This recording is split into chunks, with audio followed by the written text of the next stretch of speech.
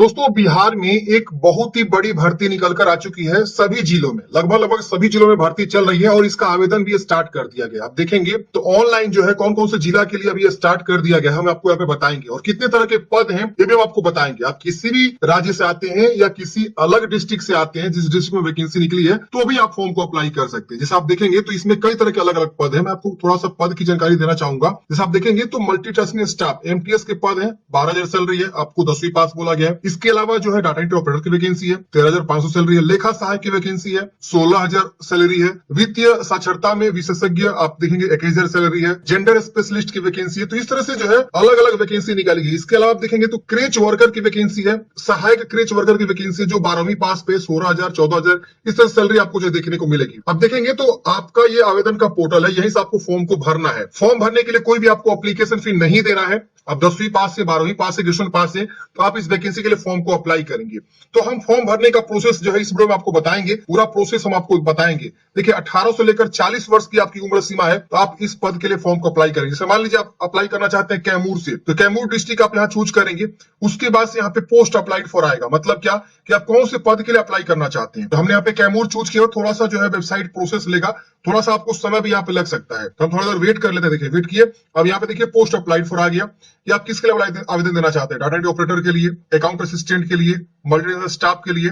इसके अलावा और भी देखेंगे फाइनेंशियल लिटरेसी स्पेशलिस्ट के लिए, और भी बहुत सारे यहाँ पे पद आपको देखने को, पैरामेडिकल पर्सन के लिए। अगर हम यहाँ पे देखें तो मुजफ्फरपुर से अगर आप आते हैं तो मुजफ्फरपुर में देखेंगे तो यहाँ पे आपको नाइट गार्ड यानी सुरक्षा प्रणाली की वैकेंसी है, एमटीएस की भर्ती है, केस वर्कर की वैकेंसी है, पारा लीगल असिस्टेंट एडवोकेट की वैकेंसी है, पारा मेडिकल पर्सन की वैकेंसी है, कंप्यूटर लिटरेट ऑफिस असिस्टेंट की वैकेंसी है, मल्टी स्टाफ की वैकेंसी है, डीओ की वैकेंसी है, अकाउंट असिस्टेंट है। तो इस तरह से जो है अलग अलग जिला वाइज वैकेंसी आपको यहाँ पे देखने को मिलेगा। अब आपको क्या करना है, अपने जो है जिला की वेबसाइट पे जाना है और वहां पे जाके देखना है कि हमारे जिला में वैकेंसी आई है कि नहीं आई है। लेकिन फिलहाल के लिए 3 से 4 जो डिस्ट्रिक्ट यहाँ पे मैंने दिखाया, यहाँ पे मैं दिखाना चाहता हूँ। ये देखिए 1 2 3 4 5 जिला में फ्रेंड्स जो है आवेदन स्टार्ट कर दिए गए हैं। कैसे आपको फॉर्म को भरना है स्टेप बाय स्टेप आइए हम आपको बताते हैं। तो एक मैं आपको जो है बिल्कुल शुरू से जो है फॉर्म भर के बताऊंगा और आपको लास्ट प्रिंट आउट तक जो है सारी जानकारी को मैं आपके करके दिखाऊंगा। तो देखिए ये इसका पोर्टल है, एनआईसी का ये पोर्टल है, आप यहाँ पे देख सकते हैं गवर्नमेंट का पोर्टल है।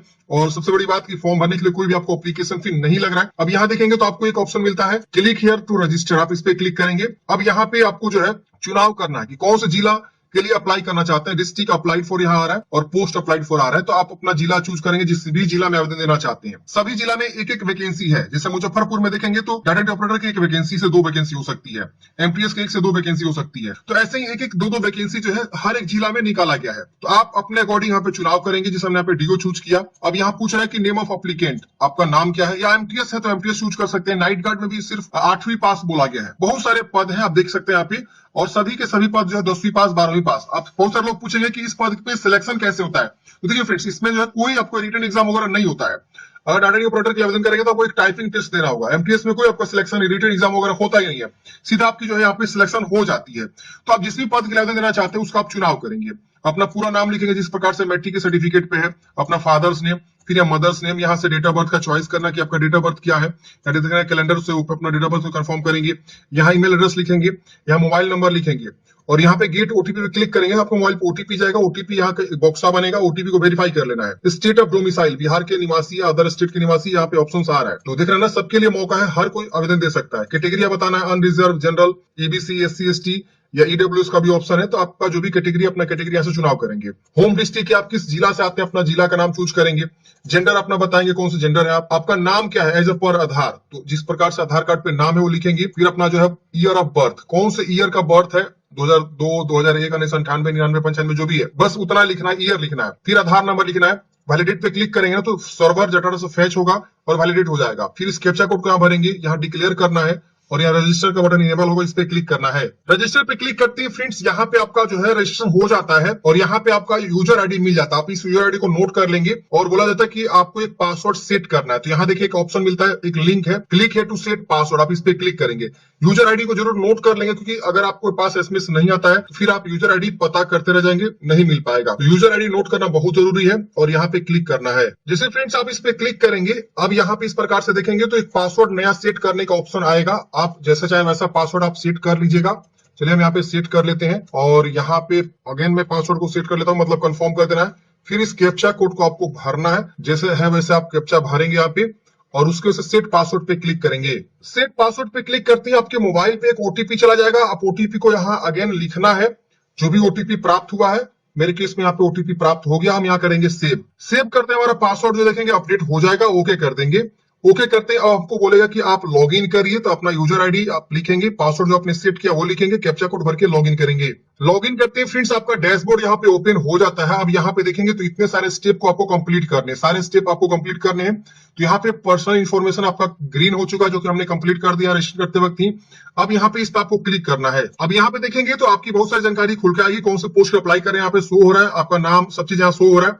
यहाँ पे आपको बताना है मैरिड है कि अनमैरिड है, इसकी वजह से आपका डेट ऑफ बर्थ वगैरह सब चीज शो हो रहा है। यहाँ पे अपना कैटेगरी बताना है, यहाँ अपना एड्रेस लिखना है, तो जो भी आपका कोरेस्पोंडेंस एड्रेस है, पत्राचार का पता यहाँ लिख देंगे। परमानेंट एड्रेस भी सेम है तो सेम लिख देंगे, इस पे टिक करेंगे सेम हो जाएगा। अलग है तो अलग लिखेंगे। यहाँ पिन कोड वगैरह भी आपको लिखना है।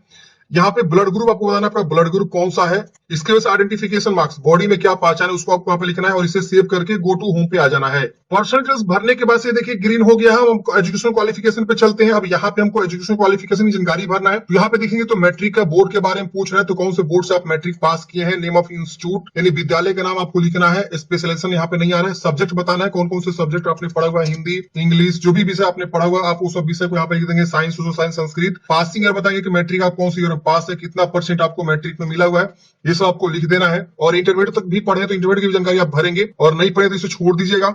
अब यहाँ पे आपको सेव करके गो टू होम पे आ जाना है। एजुकेशनल क्वालिफिकेशन ऐड करने के बाद से अगले स्टेप में आपको जो है लैंग्वेज प्रोफेंसी पूछेगा कि आप लैंग्वेज प्रोफेंसी क्या क्या जानते हैं। हिंदी, इंग्लिश आपको रीड राइट ये सब आता है, तो आप इसको टिक कर देंगे। और उसके बाद से और कोई एक्स्ट्रा भी आपको लैंग्वेज आती है तो उसे आप लिख सकते हैं, नहीं आती है तो इसे सेव कर दीजिएगा। इतना ये भी डाटा यहाँ पे सेव हो जाएगा। उसके बाद से गो टू होम पे आ जाएंगे। अगले स्टेप में आएगा आपको प्रीफरेंस यहाँ पे मांगेगा, मतलब आपको जो है दो लोगों को बारे में बताना है। आपके गाँव का हो सकता है या आपके इर्द गिर्द का कोई भी हो सकता है, दो लोगों को आपको बताना है। ये बहुत जरूरी है प्रीफरेंस देना। आप उनका नाम लिखेंगे, वो किस जो है ऑर्गेनाइजेशन में डेजिग्नेशन में काम करते हैं, उनका फोन नंबर क्या, ईमेल एड्रेस क्या है। दो लोगों को आपको जो है अपने आस पड़ोस के लोगों के बारे में जानकारी लिखना है और लिख के सेव करके गो टू होम पे आ जाना है। अब अगले स्टेप में आता है फोटोग्राफ अपलोड करना, सिग्नेचर अपलोड करना। तो यहाँ पे आप देखेंगे तो फोटोग्राफ अपलोड करने का साइज दिया है 50 KB से कम होना चाहिए, सिग्नेचर भी है 20 KB से कम होना चाहिए। तो आप इसे अपलोड करेंगे और इंग्लिश में सिग्नेचर यहाँ पे बोला गया आपको करना है, और फिर इसे अपलोड करेंगे। चूज करके फाइल को अपलोड पे क्लिक करेंगे, अपलोड हो जाएगा। उसके वजह से गो टू होम पे आ जाएंगे तो आपका फोटो सिग्नेचर अपलोड हो जाएगा। आपका ये भी वाला ऑप्शन जो है क्लियर हो जाएगा। फोटो सिग्नेचर अपलोड करने के बाद से अगले स्टेप में आपको जो है कुछ डॉक्यूमेंट्स अपलोड करने, जैसे यहाँ पे देखेंगे मैट्रिक का और इंटर का यहाँ पे सर्टिफिकेट मांग रहा है। तो यहाँ पे आप अपना जो है फाइल सर्टिफिकेट को चूज करेंगे, उसका सर्टिफिकेट नंबर है जो भी लिखेंगे। जैसे यहाँ पे देखिए मैट्रिक का सर्टिफिकेट बोल रहा है, तो मैट्रिक का फाइल यहाँ चूज कर लीजिएगा। 400 KB से कम होना चाहिए, पीडीएफ में, और ब्लैक एंड व्हाइट स्कैन करके आपको अपलोड करना है। और जो सर्टिफिकेट है या मार्कशीट नंबर है उसे आप यहाँ लिख दीजिएगा। फिर यहाँ पे मैट्रिक का जो मार्कशीट आपको यहाँ पे देना है। तो ये सभी डॉक्यूमेंट्स को आपको अपलोड करना है। अब देखिए बहुत सारे ऐसे पद है जिसमें आपको सिर्फ 10वीं बोला गया है, तो 10वीं तक की जानकारी को आपको वहाँ पे अपलोड करना है, बाकी आप छोड़ दीजिएगा। फिर यहाँ पे जो है आगे बहुत सारा मांग रहा है। अब यहाँ रेसिडेंशियल आपके लागू है तो आप यहाँ पे अटैच करेंगे। कोई मान लीजिए एक्सपीरियंस, ऐसे पद है जिसमें एक्सपीरियंस बोला गया है, तो एक्सपीरियंस वाले में सैलरी स्लिप देना होगा। इसके अलावा देखेंगे यहाँ पे कास्ट सर्टिफिकेट है, जैसे SC/ST या OBC या EWS का यहाँ पे कास्ट सर्टिफिकेट है, आप इसको अटैच करना होगा अगर आप इस कैटेगरी से आते हैं। तो जो आपके लिए मतलब लागू है वो सब आपको डॉक्यूमेंट्स आपको यहाँ पे जो है अटैच करना जरूरी है। तो आप इन सब डॉक्यूमेंट्स को अटैच करके यहाँ पे सेव करेंगे, आपका डाटा यहाँ पे सेव हो जाएगा। उसके बाद से अगेन आपको क्या करना है, जो है होम पेज पे आ जाना है, और उसके बाद से आपको यहाँ पे लास्ट में फाइनलाइज का ऑप्शन मिलेगा। आप इस पे क्लिक करके फॉर्म को फाइनल सबमिट कर देंगे, और उसके बाद से आप इसका जो है प्रिंट आउट निकाल के हार्ड कॉपी अपने पास जो है सुरक्षित रख लेंगे। तो ये सारे स्टेप्स आपको कंप्लीट करना है, सारे के सारे स्टेप्स, और आपको जो है लास्ट में फाइनलाइज करके प्रिंट आउट निकाल के रख लेनी है। तो इस प्रकार से फ्रेंड्स हमने डिस्कस किया कि किस प्रकार से आपको जो है ये वैकेंसी जो निकाली गई है बिहार में, अलग अलग डिस्ट्रिक्ट वाइज, अलग अलग जो है योजना वाइज आपको फॉर्म को अप्लाई करना है। बाद में आप इसे लॉग आउट भी कर सकते हैं यहाँ से, और फिर यहाँ पे आपको जो है होम वाले पेज पे आ जाना है। अब देखिए जैसे जैसे जिला यहाँ पे आ रही है वैकेंसी ना, वैसे वैसे यहाँ पे आवेदन का लिंक आ रहा है। जैसे यहाँ पे देखेंगे तो सारण का और सुपौल का चल रहा है। अगर आप मुजफ्फरपुर से आवेदन करेंगे या कैमूर से आवेदन करेंगे, लखीसराय से, क्योंकि इन तीनों डिस्ट्रिक्ट का ऑलरेडी जो है वैकेंसी हो चुकी है, तो अभी आप इससे आवेदन करेंगे ना तो यहाँ पे बोलेगा कि ऑलरेडी डेट इज ओवर। तो जिस जिला का डेट ओवर हो चुका है उसका यहाँ पे डेट ओवर लिखेगा, और जिसका जिसका भी आना बाकी से सीवान का, गोपालगंज का, पटना का, इन सब जिला का भी आएगा। जैसे से आएगा यहाँ पे आपको जो है ना शो करेगा नीचे में, और भी बहुत सारे जिला का जो है ऐड होता चला जाएगा इन द फ्यूचर में। जिससे मान लीजिए अगले महीना कहीं आ जाए आपका सीवान का, गोपालगंज का आ जाए, तो वो सब भी यहाँ पे आएगा। तो आप लगातार इस चैनल पे जाके जो है मतलब इस वेबसाइट पे जाके जो विजिट करते रहेंगे और चेक करते रहेंगे। तो अभी फिलहाल जो है आप देखेंगे सुपौल का और सारण डिस्ट्रिक्ट के लिए अगर आप यहाँ से फॉर्म भरेंगे तो आपका इजिली जो है आवेदन होगा। लेकिन मुजफ्फरपुर से भरेंगे, आप एक बार चेक कर सकते हैं, लखीसराय से भरेंगे तो यहाँ लिखेगा डेट इज ओवर, समझ रहे ना, तो ऐसे लिख सकता है। बाकी का जिला जैसे जैसे आवेदन स्टार्ट होगा आपको यहाँ पे जिला जुड़ता चला जाएगा और यहीं से आपको फॉर्म को भी अप्लाई करना है। आई होप आपको जानकारी समझ में आया होगा। मिलते हैं किसी नेक्स्ट वीडियो में।